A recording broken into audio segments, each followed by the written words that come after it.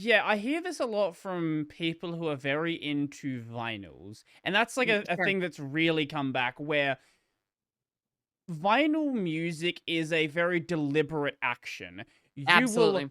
you will lift up the thing, you'll put the vinyl on there, unless you've got a fancy player, which you might, where it like automatically puts the needle down for you. You put the needle down, and then when you want to listen to the rest of it, you will have to flip it. And Yep, you can't just have all your music there. When that's done, you've got to take it out and do the process again.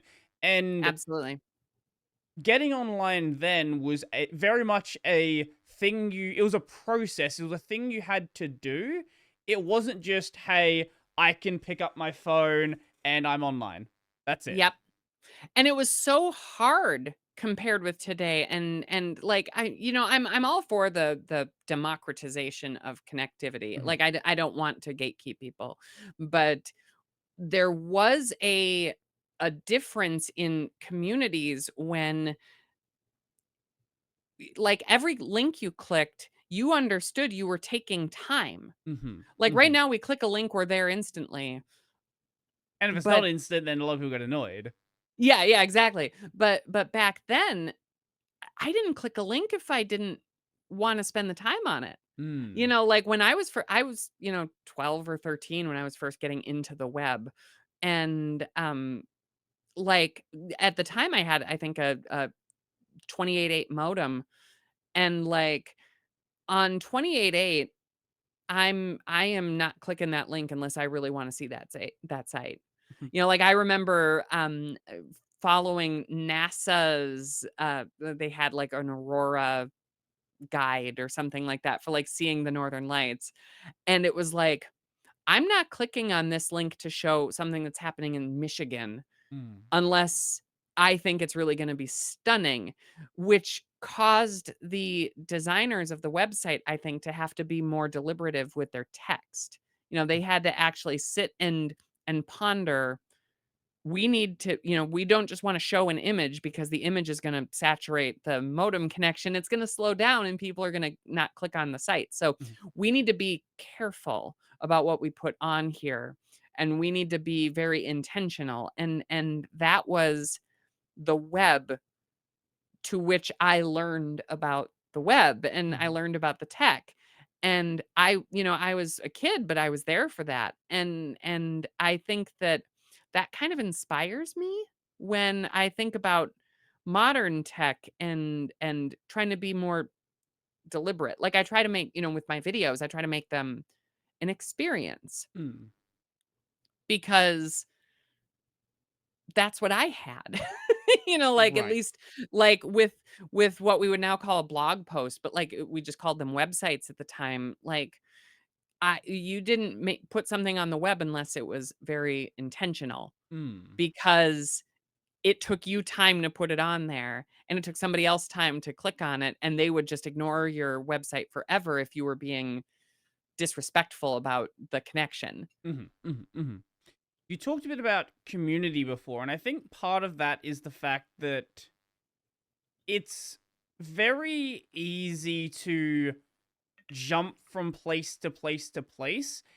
And, like, prime example, let's take Reddit, for example. Reddit has Oh, all of sure. these different sub communities, and you Mhm. never really have to be attached to any of them because it's so easy to just move between them. But Yep. when it actually took effort to find a place where people were communicating online, like that, Sure.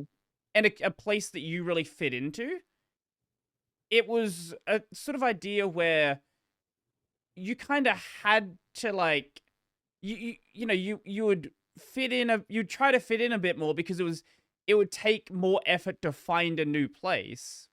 Right. No, I hear that completely. Like, there's a whole, like, theory of face work here Mm, too, I think, where when we had different websites, or, like, I remember America Online was a little like this. We had different, like, chat rooms and mm, different chat areas, and you would have to engage a different face for being in the, like, horror movie chat room Mm. than you would being in, like, the chess chat room, like, there's a different culture, a different Mm. concept, Mm.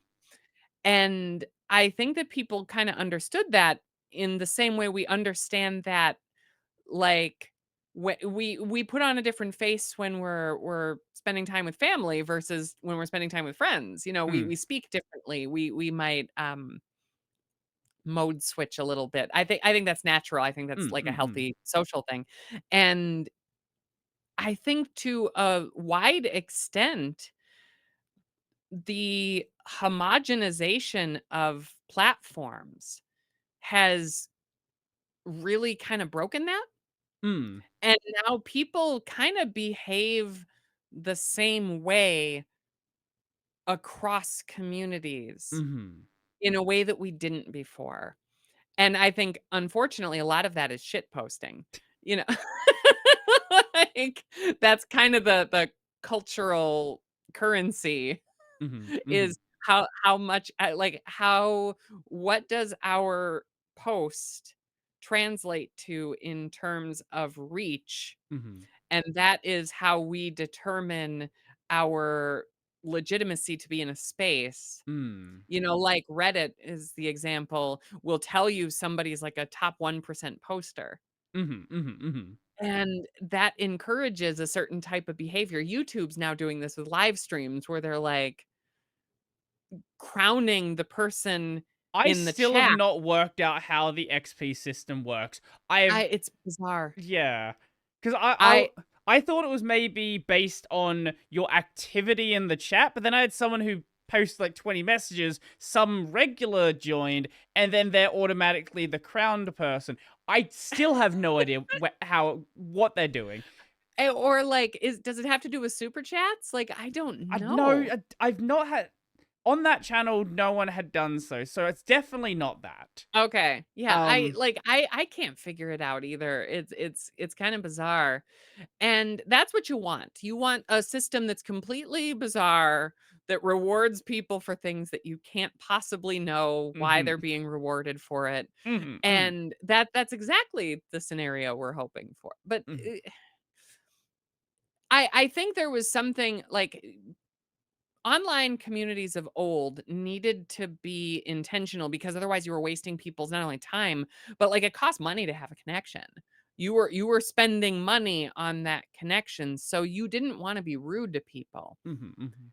And when you go back a generation before and we talk about like the BBSs, um, not only did that obviously tie up your phone line unless you were rich enough to have two phone lines, but like if you were connecting to a BBS that wasn't in your geographic area, that cost you long distance. That was you had to be really not rude to people.